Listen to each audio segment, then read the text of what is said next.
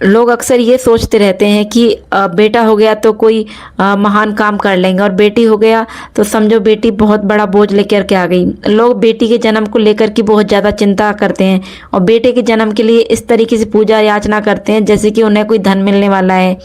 वो ये चीज़ इस ज़माने में, इस साइंस के युग में होकर भी वो नए नए आध्यात्मिक रास्तों को अपनाते हैं। वो कई बार अंधभक्ति के रास्ते पे भी चले जाते हैं। वो ऐसे ऐसे काम कर बैठते हैं जिनका उनको बाद में पछतावा भी होता है। लोग बेटे की चाह में कहाँ से कहाँ तक चले जाते हैं, हमने इसके बारे में खूब सुना है। लेकिन क्या है बेटे के जन्म का सच? क्या है बेटे का जन्म का पूरा सच? और बेटा कैसे जन्म लेता है, बेटे का जन्म किस कारण होता है, साइंस में इसके बारे में पूरी जानकारी दी गई है। तो आज मैं आपको सही जानकारी दूंगी साइंस के अनुसार। ये जो पूरा प्रोसेस होता है ये जेनेटिक्स और क्रोमोसोम पर निर्भर करता है।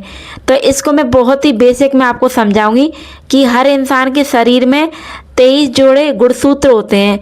इनमें से एक जोड़ा सेक्स क्रोमोसोम होता है, और जिनमें से एक होता है लड़की का और एक होता है लड़के का।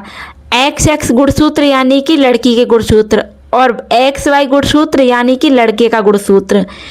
तो जब अगर एक्स एक्स गुणसूत्र का फ्यूजन होता है तब लड़की का जन्म होता है, बट अगर एक्स और वाई इन दोनों का फ्यूजन होता है तब लड़के का जन्म होता है।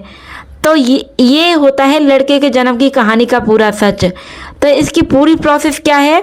तो देखिए, माँ के जो एग होते हैं वो हमेशा एक्स क्रोमोसोम ही होते हैं। जो फीमेल का एग होता है वो डबल एक्स क्रोमोसोम ही रहता है। और जो पिता के जो स्पर्म होते हैं या शुक्राणु होते हैं वो एक एक्स और एक वाई दोनों में से कोई एक होता है। तो जब एक एक्स और एक वाई मिलेंगे तब जाके किसी संतान का जन्म होता है, जिसे आम भाषा में या साइंस की भाषा में फर्टिलाइजेशन बोलते हैं। फर्टिलाइजेशन मीन्स निषेचन।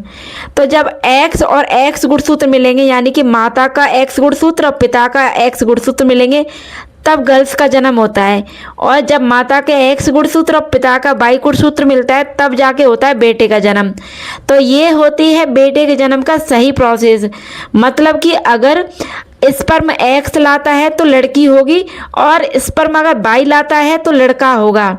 तो इसका सीधा सा निष्कर्ष ये है कि बच्चे का जो जेंडर है वो पिता के स्पर्म पर निर्भर करता है, ना कि माँ के ऊपर निर्भर करता है।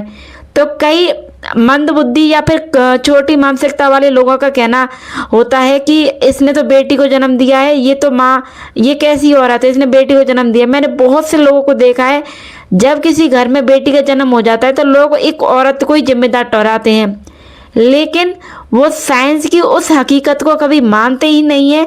जो भगवान भी उस हकीकत का जिम्मेदार है, भगवान ने ही ये एक्स और वाई गुणसूत्र का निर्माण किया। वो सिर्फ और सिर्फ एक औरत को ही जिम्मेदार समझते हैं।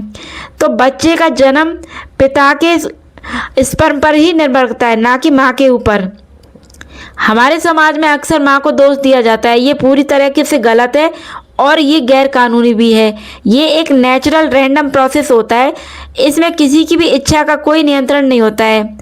तो अब कई बार ऐसा भी होता है कि लोग दूसरों के पास जाते हैं, कई बार ऐसे अंधविश्वासों में फंस जाते हैं कि बेटा होने के लिए हमें क्या करना चाहिए, बेटा किस तरीके से हो सकता है, बेटे का जन्म होने के लिए हमें क्या करना चाहिए। वो अलग अलग तरीके के पता नहीं क्या क्या नए नए तरीके ढूंढते हैं, ऐसे ऐसे जुगाड़ ढूंढते हैं जिनको अगर साइंस से जोड़ा जाए तो साइंस भी शायद उनके उस अंधविश्वास के चीज़ों को देख कर के दंग रह जाए।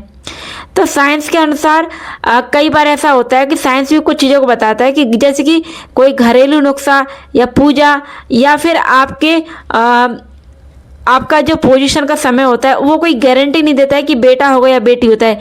ये सब कुछ तो संयोग पे ही निर्धारित करता है, या फिर इसको हम आध्यात्मिक रूप से कह सकते हैं कि भगवान की मर्जी से ही होता है। तो ये सब भगवान की मर्जी से होता है, इसलिए कभी ये नहीं कहना चाहिए कि पक्का बेटा होगा। ये सब झूठी बातें होती हैं। तो गरुड़ पुराण के अनुसार बेटा क्यों होता है? तो देखिए, गरुड़ पुराण में इसे कर्म और आध्यात्मिक कारणों से जोड़ा गया है। तो गरुड़ पुराण में बताया गया है कि कर्मों का फल, यानी कि पिछले जन्म के कर्मों के अनुसार आत्मा किसी घर में जन्म लेती है, और अच्छे कर्म पुत्र या पुत्री का जन्म दोनों का ही शुभ माना गया है। अगर तुम्हारे कर्म अच्छे हैं तो तुम्हारे घर में संतान का जन्म होगा, वो पुत्र या पुत्री कोई भी हो सकती है।